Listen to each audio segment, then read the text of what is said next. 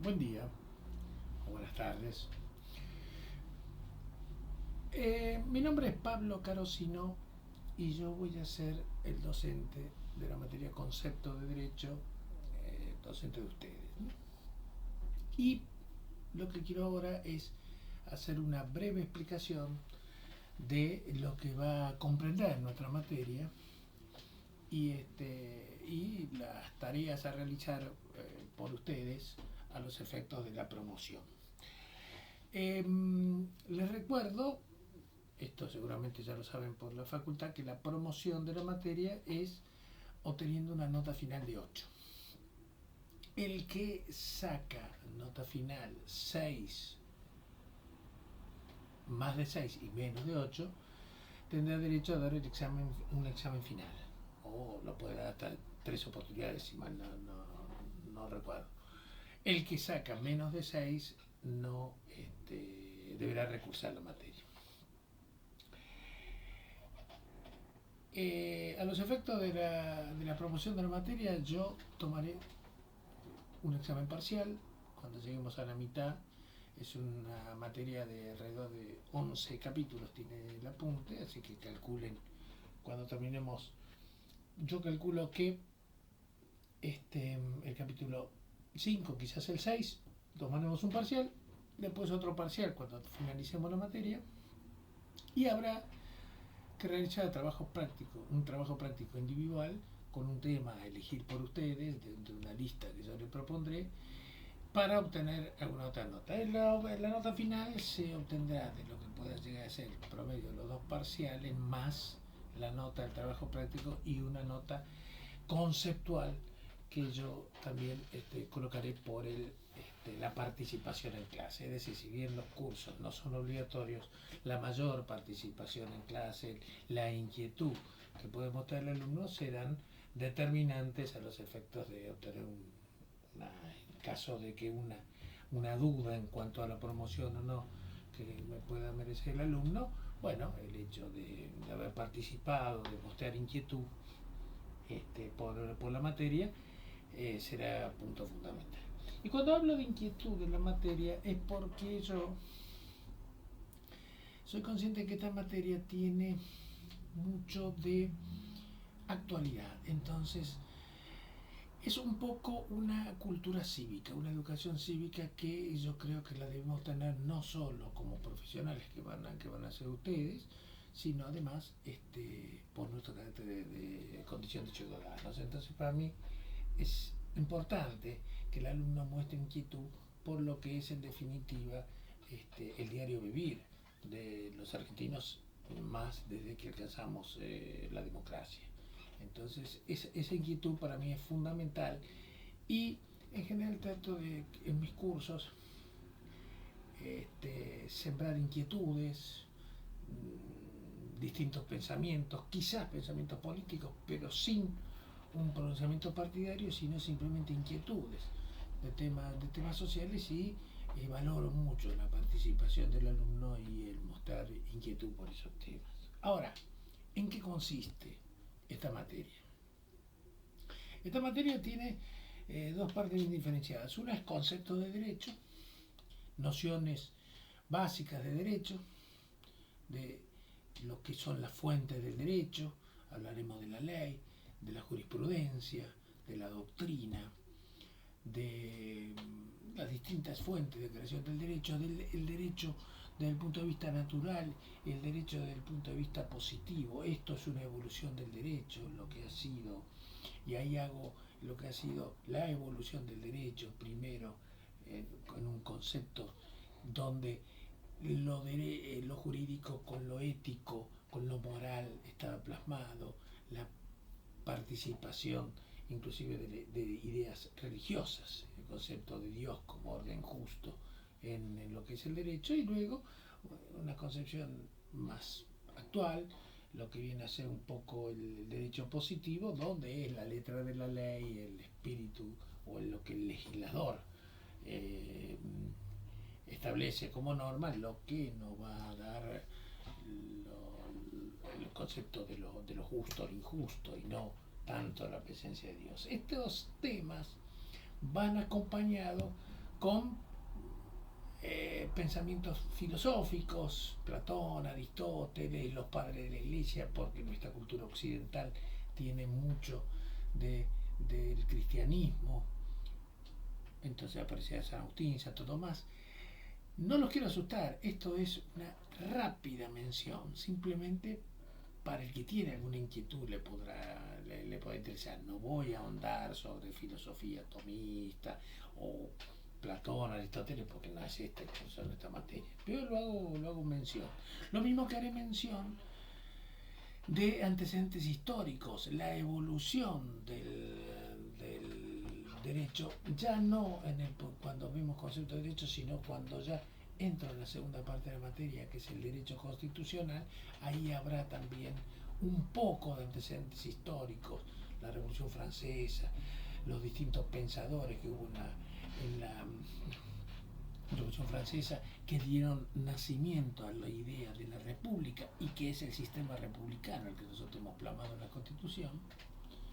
Esto se hará mención, y con antecedentes de la Argentina, de cuando Argentina sancionó la Constitución, todos los antecedentes históricos que fueron marcando el nacimiento de nuestra Constitución, de nuestro sistema republicano, tanto en el pensamiento de la Revolución Francesa como en el pensamiento de lo que es de la historia argentina, la evolución de la doctrina argentina. Esto que da origen después a lo que va a ser nuestra segunda parte, que es la Constitución, el desarrollo de la Constitución Nacional, las distintas reformas y las evoluciones históricas. Y si yo le hago la mención de la historia, es simplemente porque da la posibilidad de que aquel que quiera, que le interese la historia, que le guste y que quiera hacer de su trabajo práctico que yo les voy a requerir, le interesa los temas históricos, entonces me dice, mira, me interesa quizás el tema de cómo evolucionó el tema del derecho, usted me da alguna orientación, y su trabajo puede orientarse a la parte histórica. Para el que le guste, al que no le gusta la historia, bueno, será una pequeña mención que tendré que hacer, retener algunas cosas de hechos, pero no es el epicentro de la materia. Terminada la parte primera, conceptos de derechos, de fuentes del derecho, ya ahondamos en el derecho constitucional. Esto es a partir del capítulo tercero, es decir, los dos primeros capítulos son los que vamos a dar para el derecho y la fuente del derecho.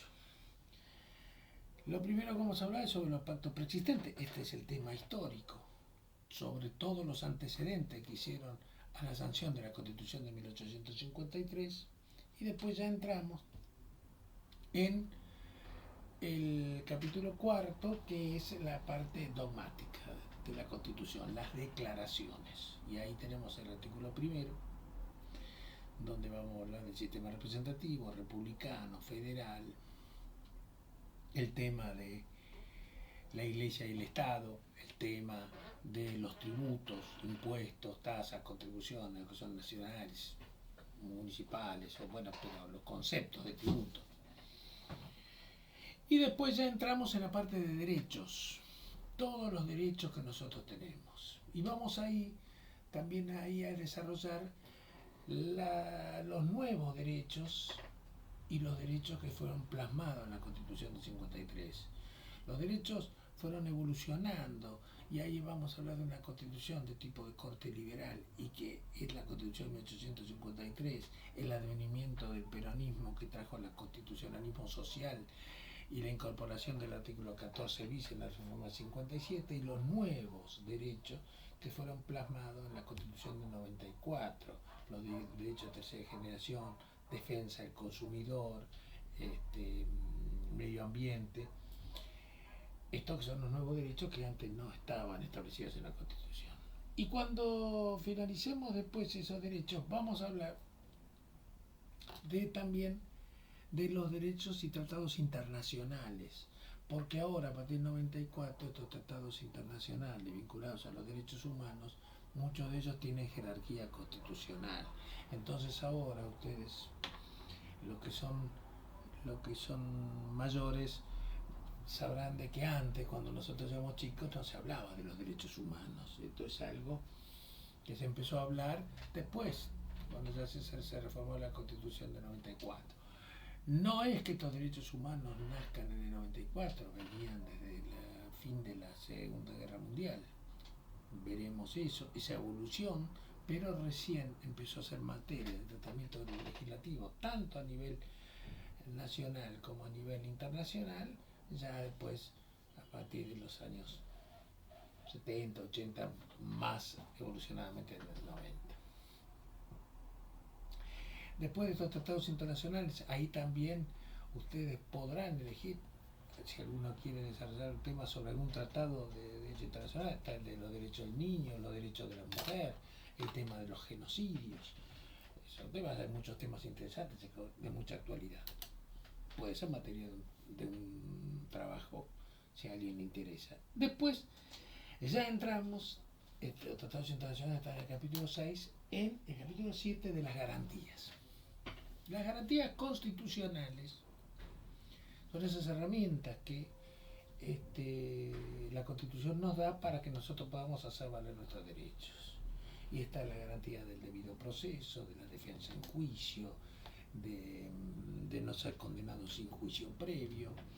Ahí también vamos a hablar de las nuevas garantías, esas que fueron incorporadas en la Reforma Constitucional 1994, y ahí tenemos el amparo, el habeas data, el habeas corpus. El habeas corpus existía de antes del 94 también, el amparo también, pero no tenían jerarquía constitucional. Entonces, ¿qué es un amparo? ¿Qué es un habeas corpus? ¿En qué casos se ha dado y cómo ha evolucionado en Argentina estos derechos?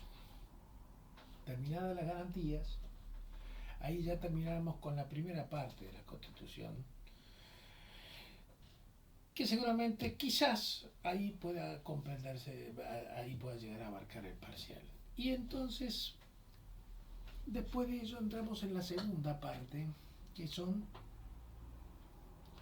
las autoridades de la nación. Ahí vamos a tener al Poder Legislativo, al Poder Ejecutivo y al Poder Judicial. Y vamos a andar en temas que son de mucha actualidad. Por ejemplo, el mecanismo de sanción de una ley. Yo explicaré lo del proceso, el proceso se inicia en una cámara, pasa a la otra, cómo se requiere para que esto sea sanción de ley, la fuerza que tiene la cámara iniciadora, cómo puede después la otra cámara al revisar el proyecto revocarlo, no aceptarlo, hacerle modificaciones, la importancia de si el proyecto entra en una cámara o entra en otra, los proyectos que pueden entrar en cualquier cámara, de acuerdo que si el presidente eleva un proyecto lo puede elegir, los que no puede elegir porque tienen que estar en una determinada cámara, cómo se puede hacer para hacer valer alguna mayoría, los quórum, etc. Pero también hay temas que por una cuestión de tiempo no vamos a poder tratar, pero que si alguno en algún trabajo lo quiere realizar, el tema de cómo trabajan las comisiones parlamentarias. Ustedes ven, siempre se habla de que, bueno, está la Comisión de Derecho Constitucional, la Comisión de vinculada a los derechos humanos, temas de tributos, etcétera. Entonces son distintas comisiones y cómo actúan. Esto también puede ser materia de un trabajo que a alguien le puede interesar. Esto en cuanto al Poder Legislativo. Después tenemos al Poder Ejecutivo. Ahí tenemos todas las funciones que tiene el presidente. Vamos a ver que este régimen federal hace que las provincias conserven todo el poder, menos el poder que le delegan al gobierno nacional. Entonces la Constitución va a tener las atribuciones del Congreso, que son las que tiene el Congreso de la Nación, la que tiene el Poder Ejecutivo y la que tiene la Justicia Federal, que esas son las facultades delegadas. Y las facultades que no delegaron las provincias, el remanente, las que no figuran como expresamente delegadas, las conservan las provincias. Entonces, en la Ciudad de Buenos Aires, al hacerse autónoma, esto se modificó para la Ciudad de Buenos Aires, no para el resto de las provincias. Vamos a ver esas diferencias y cómo adquiere autonomía la Ciudad de Buenos Aires. El Poder Ejecutivo, sus funciones, sus atribuciones, aparece el jefe de gabinete como una nueva figura del año 1994 y tiene sus funciones.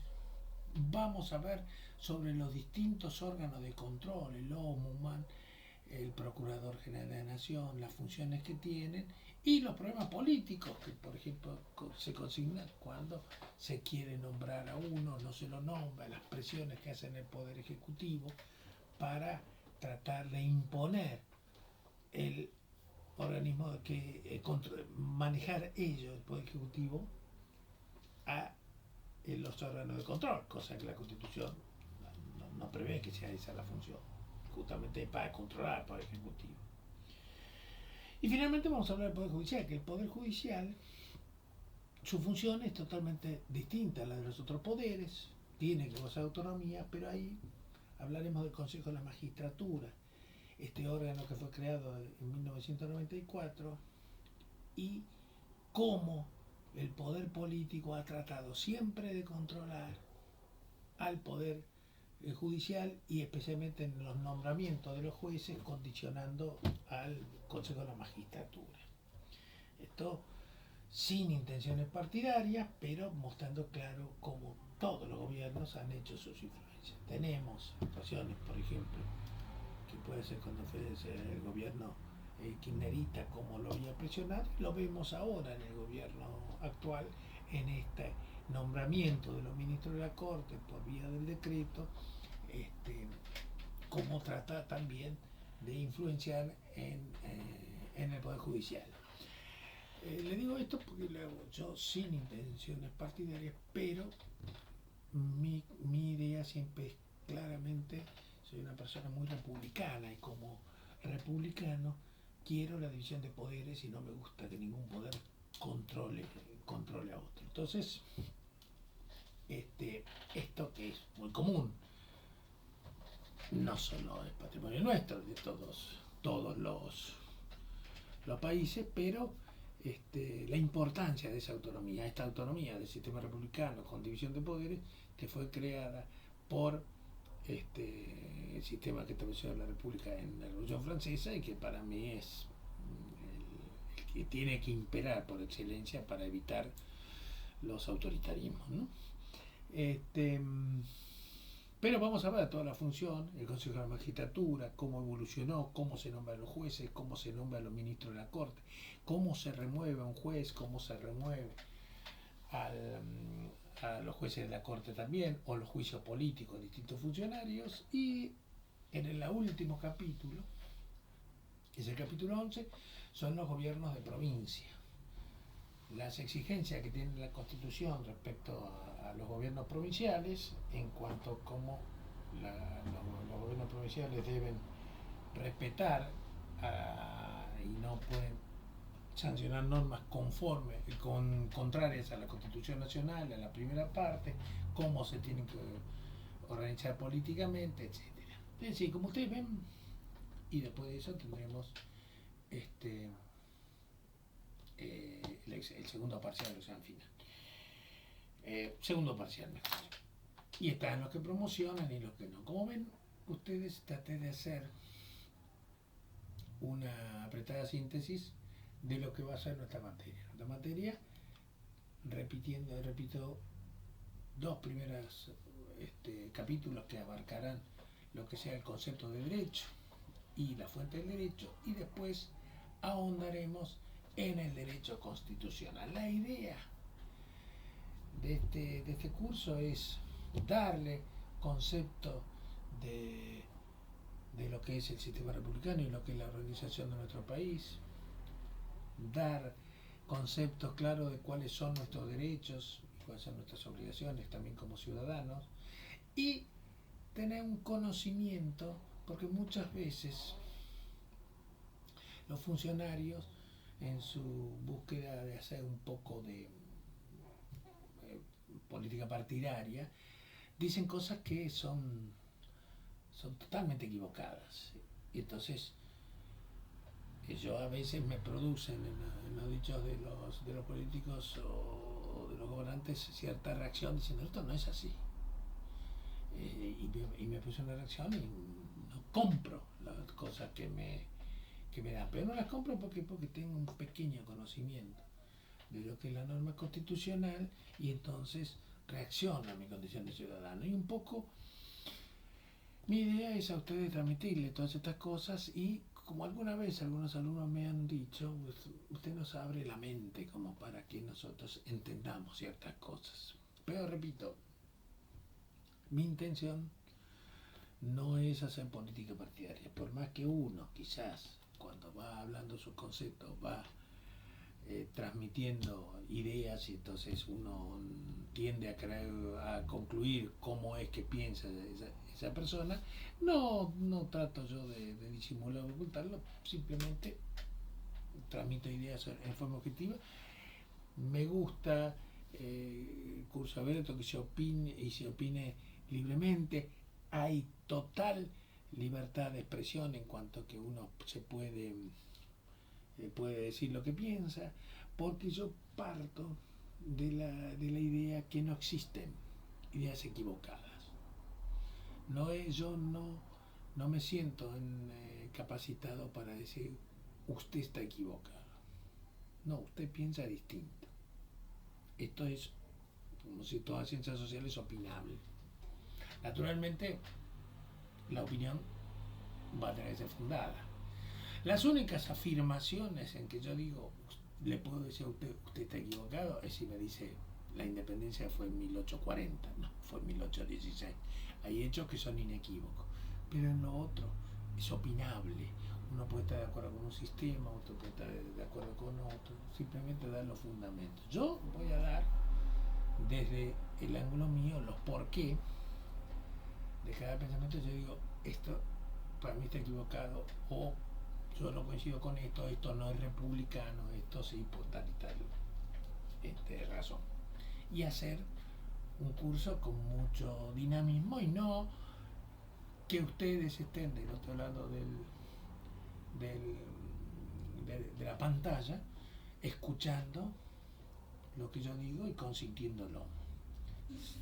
Sí les pido tampoco ningún temor a decir la opinión pensando que quizás no puedan coincidir conmigo, entonces no, por las dudas, que se enoje. No. Prefiero la participación. Darle al curso cierto dinamismo y que ustedes opinen, porque en definitiva vamos a hablar de cosas de todos los días. Porque no sé, por ejemplo, uno de los temas que vamos a tratar es los famosos decretos de necesidad y urgencia. Los decretos de necesidad y urgencia, que para mí es una manera de legislar que tiene que ser muy, muy excepcional, y además se debería cambiar la legislación del decreto de necesidad y urgencia, porque el decreto de necesidad y urgencia puede tener características que yo se las voy a explicar, donde se perpetúa, donde entonces se puede encontrar una manera que el presidente sancione un decreto que después tiene vigencia hasta que el presidente lo quiera así. Porque si no tiene mayoría en ambas cámaras, pero si tienen una, nunca podría quizás sostener, si es un proyecto de ley muy contrario a los intereses de la oposición, nunca podría tener aprobación legislativa, pero con un DNU puede tener una vigencia perpetua. Entonces habría que limitar un poco más el DNU. Además, vamos a hablar de las mayorías necesarias, lo que significa el sistema DONT como sistema para una representación proporcional y la importancia de esto para que las minorías puedan llegar a ser escuchadas, y que hay otros sistemas que de establecerse haría que la minoría no sean atendidas, no tengan representatividad. Digo porque esto es algo que durante este gobierno se ha planteado la posibilidad de hacer esa reforma, y esas reformas son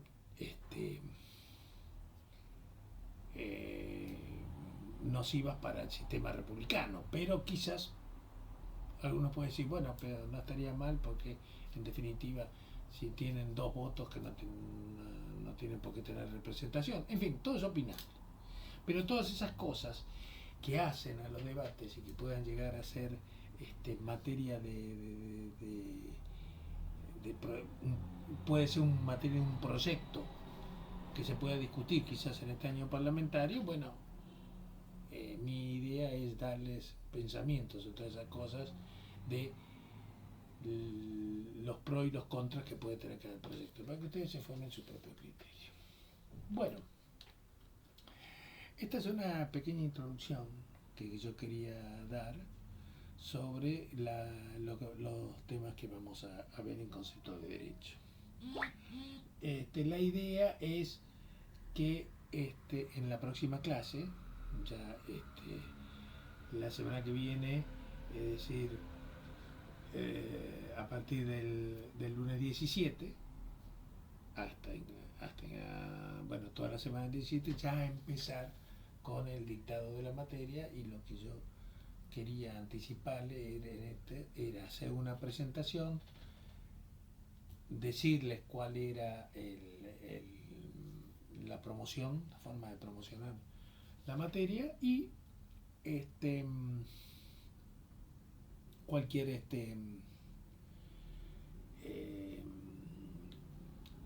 y más o menos establecer lo que van a ser las pautas y los criterios y los temas a tratar.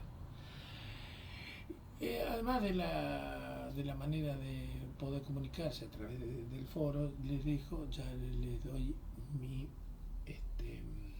mi mail, por si alguno ya tiene alguna inquietud que me quiera hacer llegar en esta semana o después en el transcurso de la materia. Mi mail es Pablo Eduardo Carosino, todo junto, Carosino con doble S, @hotmail.com. También hay otra casilla de correo que la había yo establecido en su momento para los temas de la facultad, pero que después en un momento decía que estaba llena, que no entraban correos, pero después sí empezaron a entrar de nuevo, por decir la casilla. Se los doy también por cualquier cosa, que yo también consultaré ambos correos. Ese otro es Carosino, con doble S, Carosino derecho, todo junto, @hotmail.com. Bueno, cualquiera que esté interesado en hacerme llegar a un correo por alguna inquietud, inclusive quizás temas, a ver si lo podríamos tratar en clase, vinculados a la materia de derecho constitucional o vinculados al derecho, al concepto de derecho, porque sepan que después podremos cursar derecho civil, todo lo que sea vinculado al derecho civil lo veremos en otra manera. Pero cualquier tema que quizás sea de una inquietud cívica que puedan tener ustedes y que les interese ser tratado en clase, con todo gusto los escucharé, lo trataré y lo analizaremos, inclusive podemos investigar como para tratar ese tema. Bueno, creo que con esto nada más, y bueno, bienvenidos al ciclo lectivo 2025, y espero que este curso sea de su agrado. Muy bien, adiós, nos vemos la semana que viene.